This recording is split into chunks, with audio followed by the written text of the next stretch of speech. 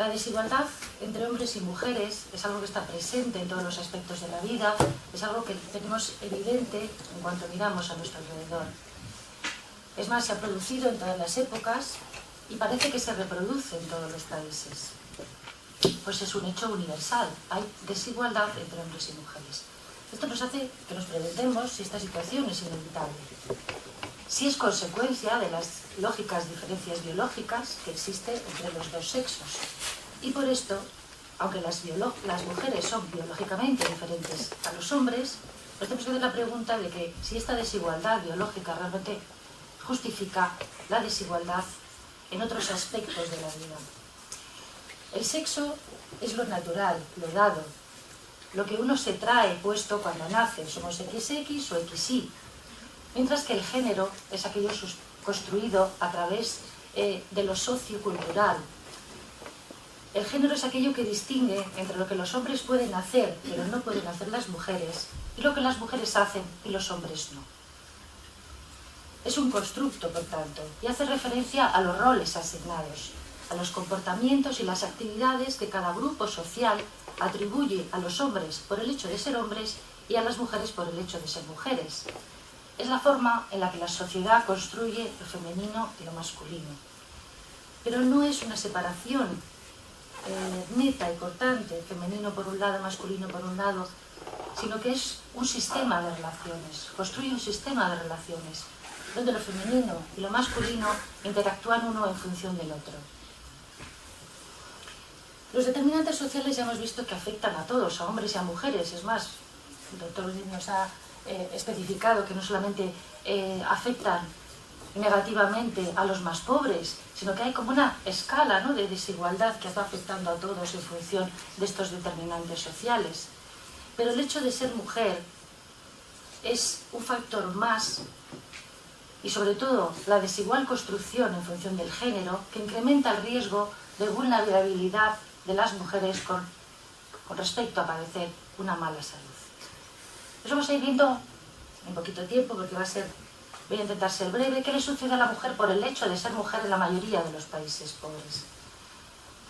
Con respecto a la mortalidad, hay un gran número de muertes prematuras, mayor entre las mujeres que entre los hombres, y estas están atribuidas sobre todo, por ejemplo, a sucesos que son específicos de mujeres por la biología, evidentemente, sucesos en el parto, posparto, pero también en situaciones que afectan tanto a hombres como mujeres, como el hecho de sufrir accidentes. Afecta mucho más a las mujeres que a los hombres, tanto los accidentes de tráfico como los accidentes domésticos. Y luego también las mujeres son mucho más vulnerables en lo que se denomina la violencia doméstica, la violencia que se produce dentro del ámbito privado, tanto desde su pareja como desde su propia familia. Estas causas de mortalidad prematura también están asociadas a una serie de determinantes sociales, como es la dificultad de acceso al sistema sanitario o el menor acceso o incluso la prohibición de acceso a la educación, de las que las mujeres sufren mucho más que los hombres, mucho más que los varones en estos países pobres, pero en general en todos los países del mundo. Con respecto al sistema sanitario, en los países pobres el acceso a un sistema público puede estar garantizado incluso por ley, pero tenemos la constancia de que lo público en los países pobres es escaso, es de baja calidad o directamente inexistente. Y por tanto, el acceso a un sistema privado es prohibitivo para los hombres pobres también. Pero el hecho de que las mujeres tengan menos accesos a los recursos, en muchos países no tienen ni siquiera derecho a la propiedad, ni siquiera derecho a la herencia. El acceso también está limitado pues porque hay una baja estima de la salud femenina, de la salud en general de la población. Pero la estima de la salud femenina es aún más baja, porque las mujeres son consideradas elementos intercambiables en la sociedad. No son consideradas realmente como seres humanos, o al menos no tienen la misma consideración que los hombres. Con respecto al acceso a la educación, nos encontramos con que las mujeres está muy restringido en la mayoría de estos países, en algunos de ellos ni siquiera hay una posibilidad de acceso, ni siquiera a la educación primaria, y por tanto esto genera una baja cualificación laboral. Y volvemos a entrar en la rueda de qué consecuencias tiene esto: peores trabajos, peor pagados, contratos eventuales, más contratos a tiempo parcial. Pero esto no solo sucede en los países pobres y en los países subdesarrollados, también sucede en los países ricos.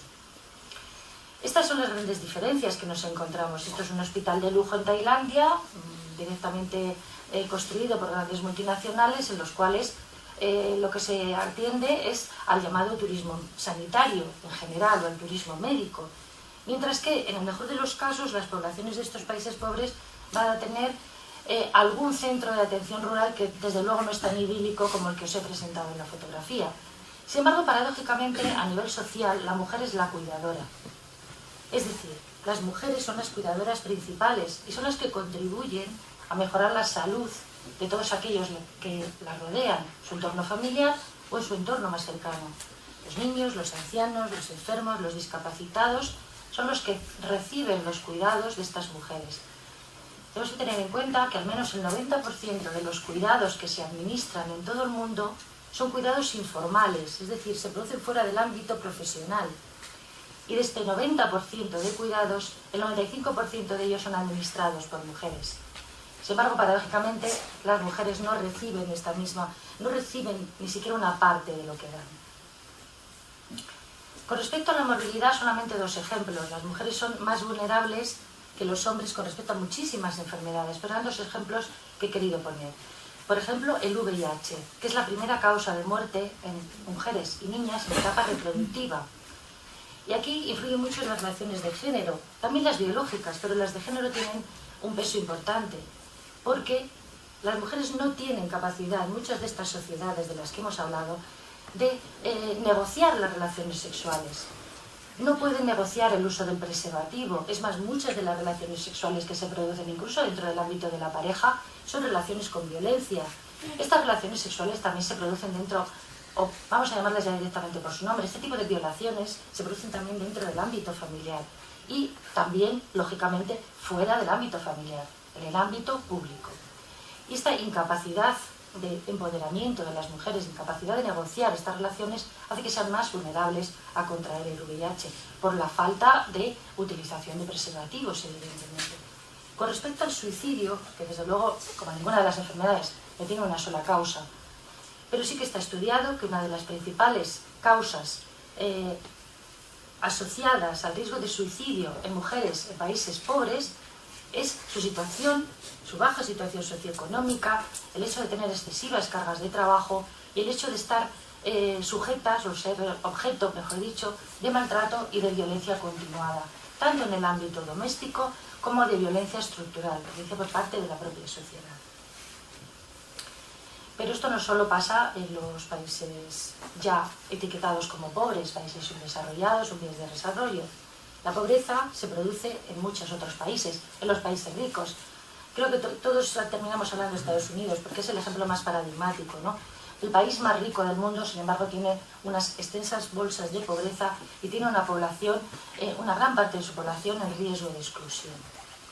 Estos son datos de los propios Estados Unidos, del censo del 2011, ellos mismos lo cuentan: 46 millones de pobres, un 14,5% de la población, 48 millones de personas que no tienen seguro médico, 1 de cada 3 familias norteamericanas está a cargo de una mujer, es decir, es una familia monoparental y la cabeza de familia es una mujer.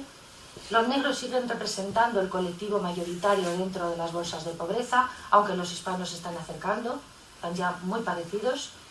Y luego otro indicador, que es el salario medio para una mujer. Si para una mujer es de $0,77, para un hombre es de $1. Es decir, las mujeres cobran aproximadamente un tercio menos que los hombres cuando consiguen trabajar.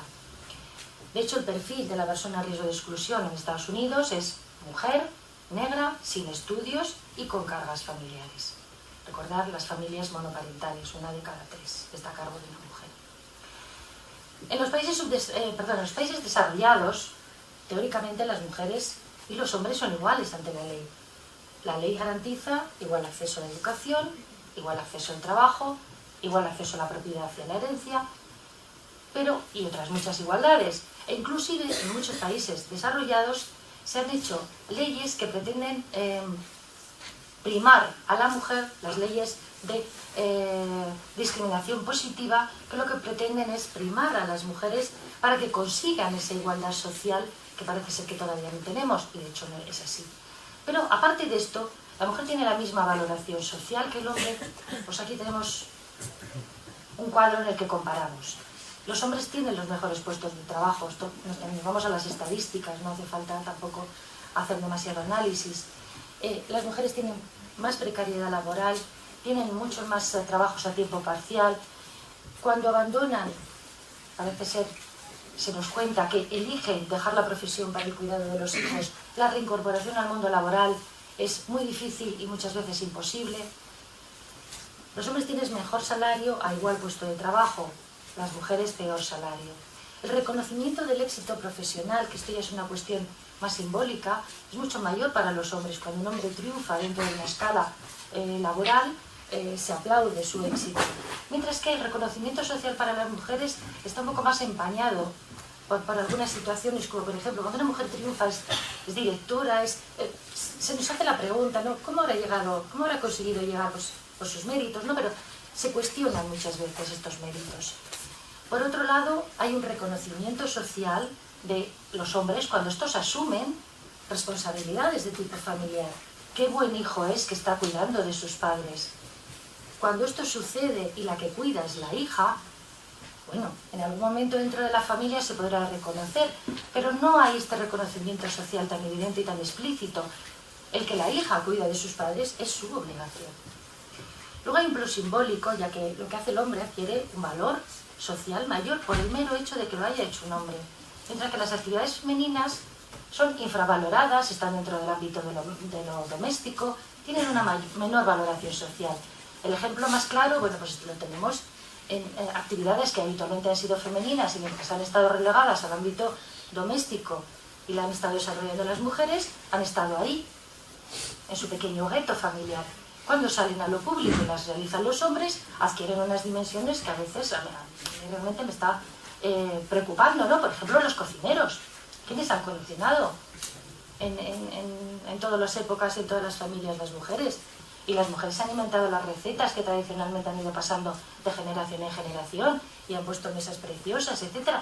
¿Qué está pasando ahora con los cocineros? Que realmente son como estrellas, ya están dentro del Star System. El plus de que algo profesionalizado lo haga un varón está adquiriendo una categoría social que nunca se había visto en una mujer. De hecho, si vemos el tema, ¿cuántas chefs mujeres hay frente a cuántos hombres? ¿Cuántas modistas famosas, me refiero, mujeres hay? ¿Cuántos creadores, diseñadores, ya no son modistas, son diseñadores hay?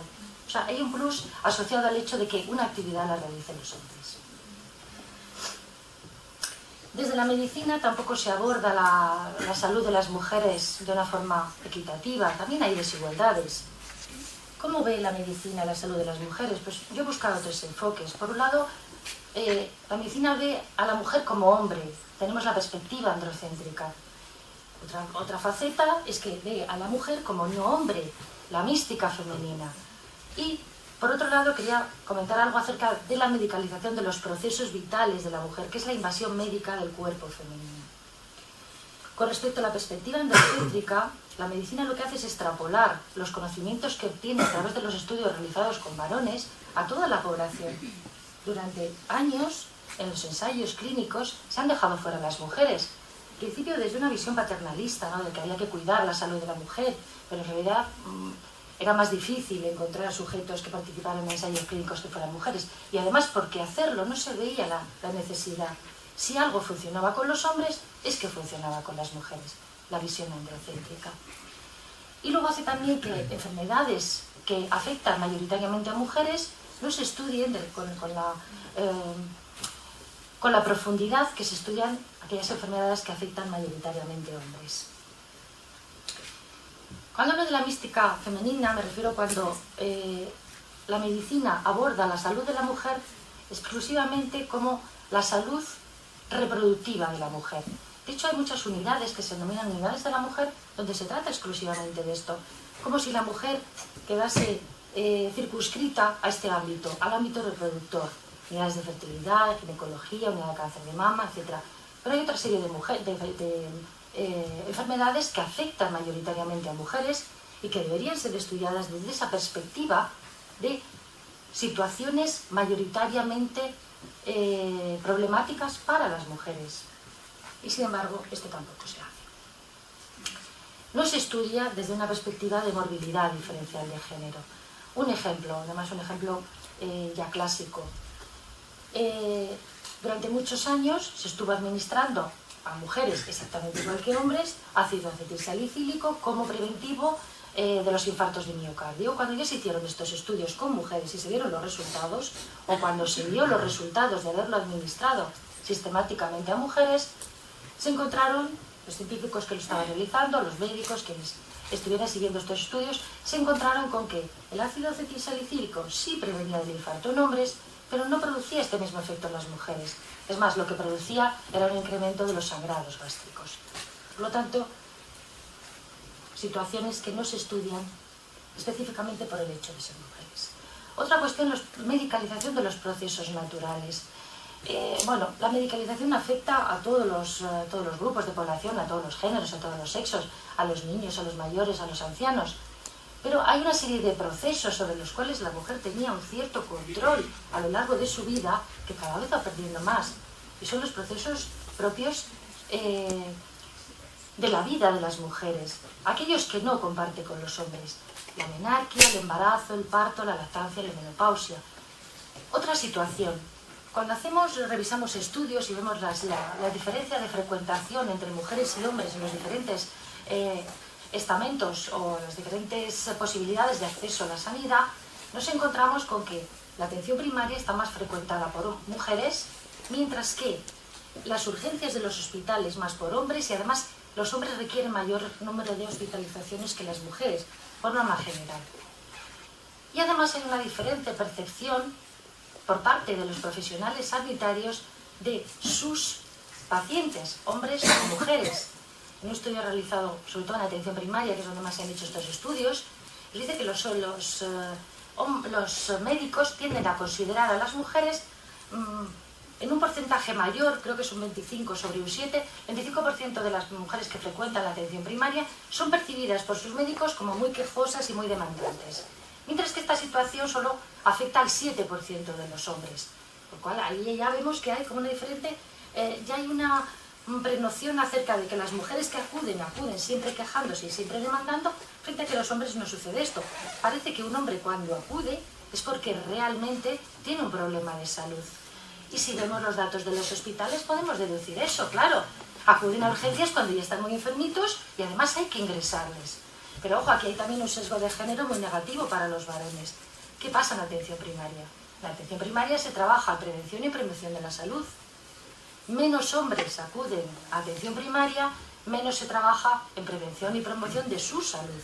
Por lo tanto, cuando ya aparece una enfermedad, ya aparece muy declarada, puede ser que debute con una situación que precise un ingreso y por tanto no es que el hombre sea menos quejoso, es que esa propia conceptualización de género, el hecho de que la masculinidad se construye desde la fortaleza, desde el asumir situaciones sin quejarse, lo típico de que los hombres no lloran, también trae sesgos de salud para los hombres, es decir, problemas que afectan a su propia salud.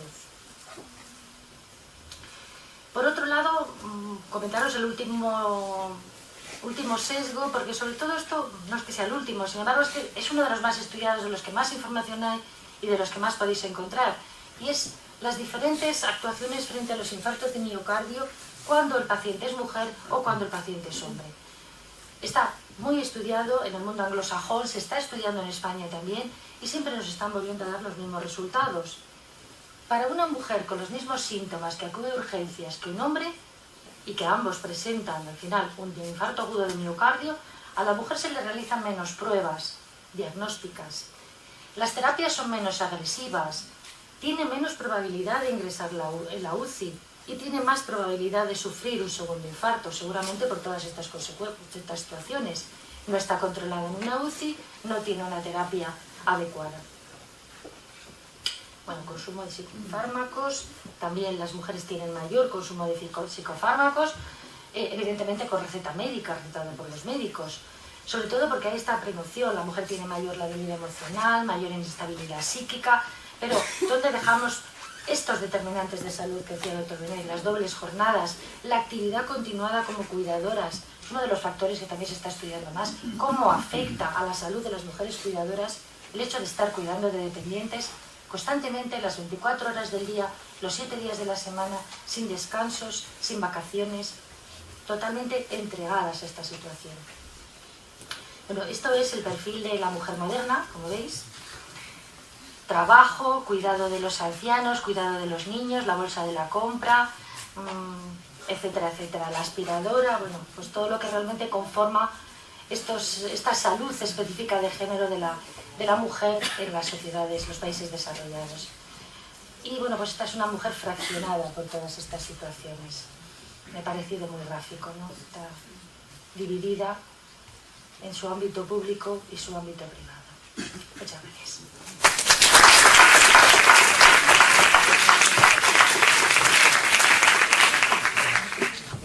Muchísimas gracias. Vamos a continuar con la última presentación.